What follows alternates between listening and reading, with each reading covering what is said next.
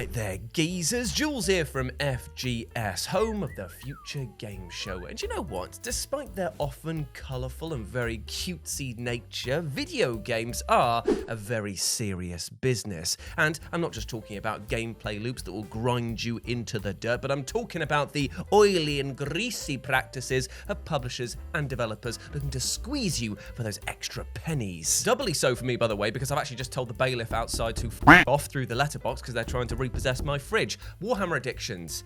It's a real thing. Not funny. Real life. Real life. Calm down. So you know what? While Big Tony tries to get through the reinforced lock and my two cats that have been set to kill, let's flip the script and relieve some of the tension by looking at when so-called serious games cracked a smile, intentionally or not, or others that just walked off the bloody edge into insanity despite having a po-faced expression on their mugs. So let's have a chat. As I'm Jules, this is FGS, and these are 8 exact moments that serious games got silly. And you know the drill by now. It's deep cuts only here, baby! So expect to hear about games that you do not know about, or games you haven't thought about in a while. And let's kick things off with number 8. Hearing anyone talk in deep fear. Now, when hearing the plot for long-lost Sega Saturn title Deep Fear, you might well feel that shiver down your spine give way to a clunking noise as frozen droppings then fall out of your frostbitten anus, just for how unsettling it all is. Trapped leagues below the sea with an infection that can mutate people into horrible monsters, it is very much the special of the day at the No Fucking Thanks Cafe. Still though, this is the situation you find yourself in, and now it is time to steel your nerves and unload a lot of lead into the faces of these monsters. Oh, but before you do that, you might want to just take the gun and just fire it next to your ear a few times to give yourself permanent hearing damage, because the voice acting in this game is... Hey, Chief! You got a cold? You could say that. It's dreadful, my friends. It is so bad. If you thought that Resident Evil 1 was the crowned king of bad delivery, well, this...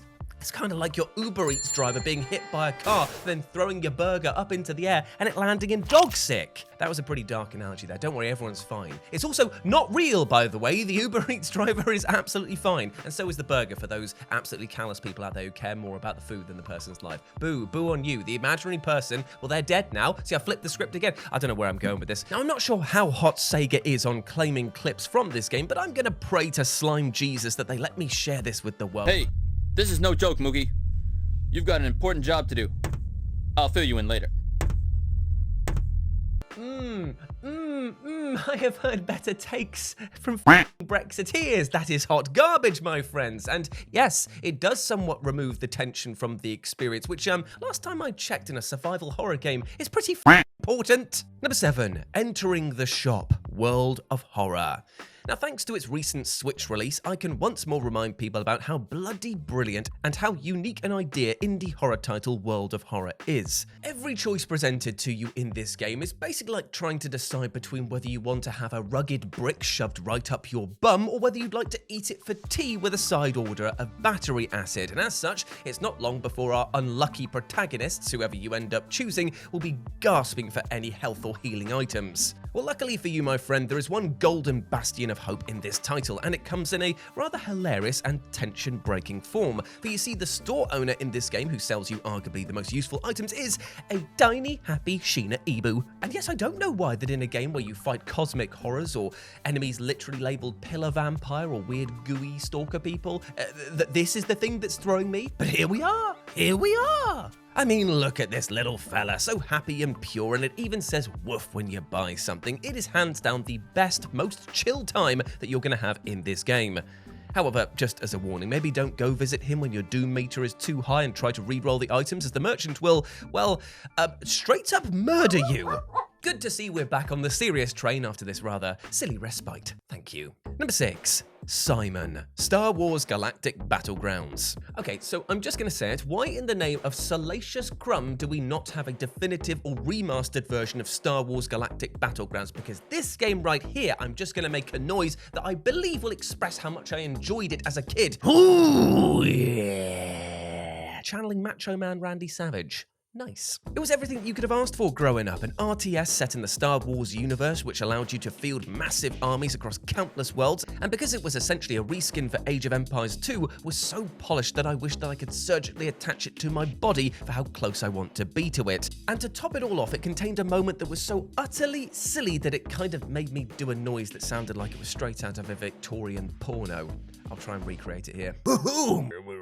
Now, before I introduce my next guest, let's quickly talk about Ewoks and how much that pissed off the Star Wars fanbase. And it was at this point in time that many people began to question George Lucas as a creative, something that he would go on to test again and again and again and again, and one more time, oh, jokes, and again. And it's not hard to see this as a cash grab maneuver to manufacture cute toys that kids would love. And to be clear, that is exactly what this was. Don't let anyone tell you otherwise. Still, for a long old time, Ewoks were thought of as the hoodoo of the Star Wars universe, but those that played Galactic Battlegrounds might have a different view, as they would have come to witness Simon. Oh, yes. Even the gods are aware of his potent power. Either that or the cats are chewing on the exposed wiring upstairs again. But yes, Simon, oh yes, apparently we're doing that again, was actually a secret character that you could unlock in Star Wars Galactic Battlegrounds, and Simon...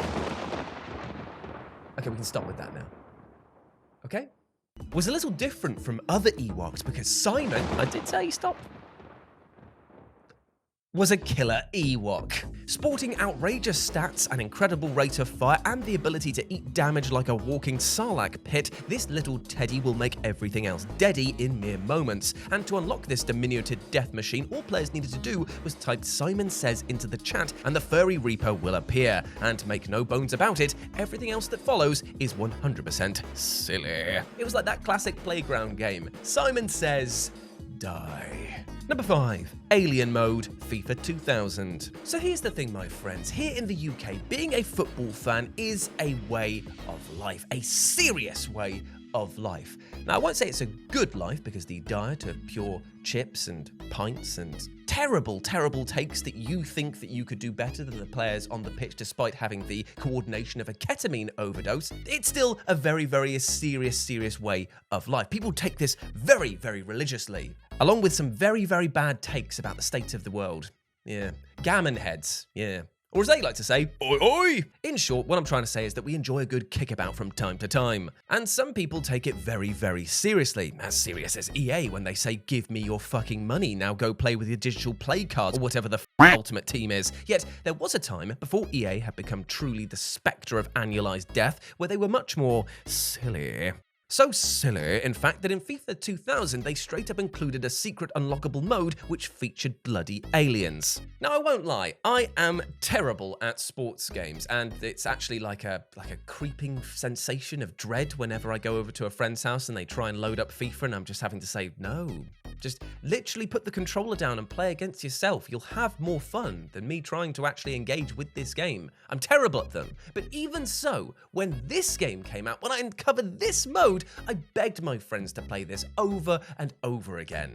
It's that good. And to elaborate, in Alien Mode, you and a friend could compete against each other in a perfectly normal game of kicking the piss out of an inflated pig's bladder, all the while under the watchful eye of an actual flying saucer. Yet, instead of just watching the great game play out and offering VAR feedback, these extraterrestrial rotters decide to get stuck in and start abducting players from the pitch. And the best part of all of this is that the players are gone for the rest of the game. Warhammer Blood Bowl, eat your bloody heart out, more like. You know what I'm saying to all the nerds out there. But in all seriousness, we have to give this special mode some real commendation, because you know what? It settled rivalries. It didn't matter if you were like a Burnley and the other person was Cardiff City. Is that a sports team? I don't know.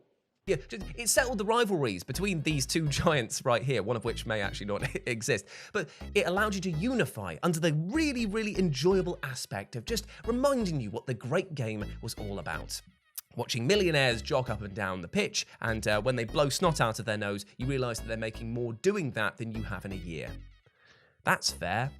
Cool. Depressed now. Number 4, Serious Sam in the Talos Principle. Now, when it comes to the Talos Principle, there are a lot of weighty concepts to grapple with. The meaning of life, of spiritual and physical transcendence, and of course the real question, is there a LARPing community that actually, bathes? Because I really want to get into it. I've been watching loads of videos online, and I'm just like, this actually seems like the natural progression for a Warhammer fan. to go in there and just batter the piss out of somebody. But at the same time, I feel like I'm going to catch a disease that has been extinct since the 1800s. Anyone in the UK? Drop me a message down below. I don't mind getting wet. I live in Wales, so I'm used to the terrible conditions out here. Just drop me a message.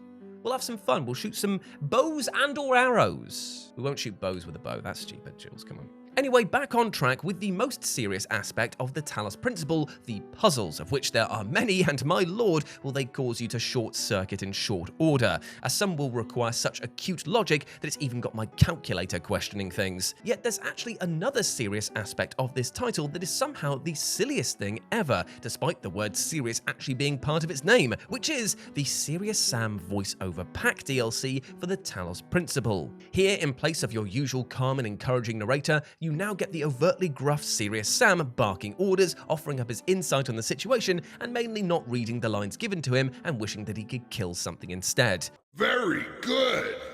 You figured out how to walk. Look around and find the Tetris pieces. Try not to die in the process. This, much like Pokemon and Dynasty Warriors, was a fusion that I wasn't expecting to ever see, but I'm so glad that I have, because the combination is absolute chef kiss, my friend. And now I love the fact that I can open up the Talos Principle and get as angry as Sam would at failing a puzzle. And lest we not forget, this is a man who is so angry that his nipples might as well be volcanoes. Cheers, Sam. Number 3, Bloodsport Barney, Xenophage, Alien Bloodsport. Okay, so usually at this point in the script, what I do is I would, set up the bit of preamble, talking about how Barney's a lovable character and how Xenophage is a very serious game, because at the end of the day, you are battering the piss out of somebody. How could it not be serious? And then say, whoa, Barney's in this game? That's crazy! But you know what? There is no way to better express how utterly weird and ridiculous it is to see a Barney knockoff in a fighting game like this than by showing you a very special program that I have created. Run barneydinosaurdeath.exe. Thank you very much. I love you. You love me. You ain't going home to your family with your spine all snapped and your piss filling your shoes. Next time I am coming for you. Lovely stuff. Number 2, Unlocking Dungeon Nights, Fear and Hunger. So for those of you not in the know, indie RPG Fear and Hunger is a title experiencing something of a renaissance this year thanks to several big names like Indie Mouse giving this 2018 curio a shot. And the most hilarious thing about every piece of coverage on this game can be boiled down to one simple tagline. This game f***ing despises you. If you thought the likes of XCOM were utter bullies, then this is that one manager at work who pulls you up for every mistake that you've ever made and displays them to the rest of the team, leaving you feeling bitter and angry and utterly helpless as they scream your faults to anyone who will listen. And yet, it's also one of the most engaging and satisfying RPGs to see through to the end. It's just going to take a mountain of failure in order to get across that finish line.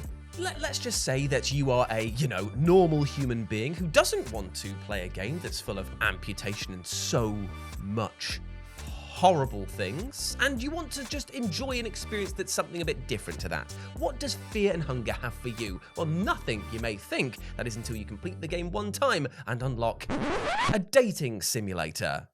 Oh yeah. Because nothing gets me in the mood more like having my hands cut off and then having my knees shattered by an ogre. Oh boy, is it getting hot in here? This, my friends, is Dungeon Nights, a mini-game that you can unlock for completing the main campaign. And while there is a huge dose of horror present throughout, like playing hide and seek in a field of corpses, it's surprisingly wholesome, allowing players to romance several characters from the game. It's something that is completely unexpected, and yes, it is very, very silly, but you know what? It's kind of a brilliant sorbet experience, because in the rest of the game, you've basically been sipping on a cocktail of your own blood, sometimes the tooth that they've had knocked out of you, but now you can actually just enjoy life and find a bit of romance among the field of screams. And number 1, the opening minutes of Final Fantasy X-2. Right, so let's talk about the odd world of Final Fantasy, a series in which characters who look like they shop exclusively in the "you're not going over to that kid's house, they smell" aisle are also the ones who routinely save the world, and in some cases the universe, from utter annihilation. No matter how silly or over the top the melodrama, in these games there belies a beating heart of serious stakes, and come the end of Final Fantasy X, players were likely crying out their eyes as they said goodbye to key members of the party. This tale of tragic love between Yuna and Tidus really hit home in these final moments, and even though the ending was bittersweet, it definitely ended on a satisfying punch that only a Final Fantasy title can. Then along came Final Fantasy X-2, and I can say without any shred of hyperbole that nobody was expecting this game to deliver what it did. We have to just remind ourselves that the opening of Final Fantasy X started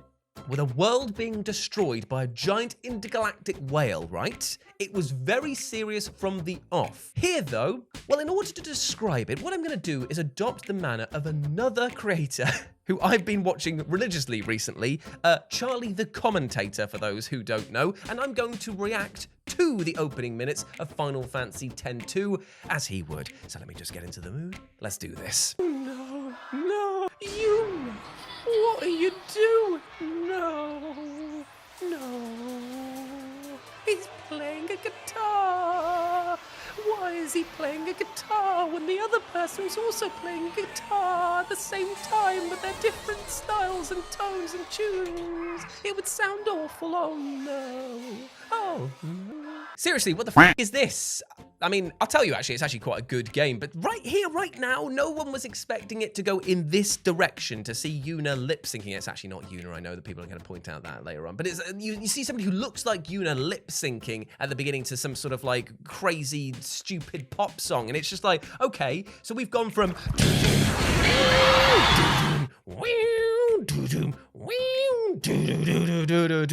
in the opening of Final Fantasy X to Dance Dance Revolution over here.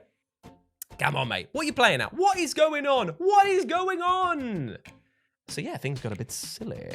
It's definitely a tone shift is what I'm trying to say. But thankfully though, things do calm down in this game. For about 10 minutes before Brother, you know, the Al-Bed guy who joins you, decides to crack onto Yuna, who, lest we not forget, is his blood relative.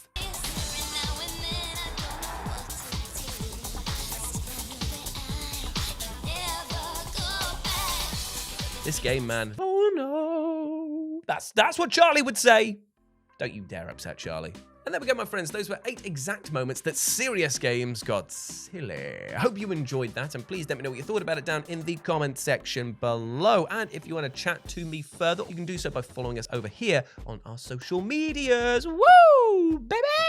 But before I go, I just want to say one thing. Even though we spoke today about serious games that got silly, there's actually something that we can take from this and apply it to our own lives, because you know what? Sometimes we can be too serious. We can be too hard on ourselves. And you know what? We've got to take a step back and learn to enjoy life. We only get one big rotation around this universe, so we've got to make sure that we're doing the best that we can and just having as much fun as bloody possible. I know that it can be a bit doom and gloom out there from time to time, but just take a moment out of your day to treat yourself with that love and respect, and allow yourself to relax, allow yourself to enjoy, allow yourself to love, because there's no shame in just having a good time. All right? As long as it doesn't hurt other people, obviously. Right, well, hope you're treating yourself well. Go out there and absolutely smash it, my friend, because I believe in you and you are a massive ledge, and I'll see you here on the Future Game Show next Friday, baby, for more deep cuts. Also, baby, bye.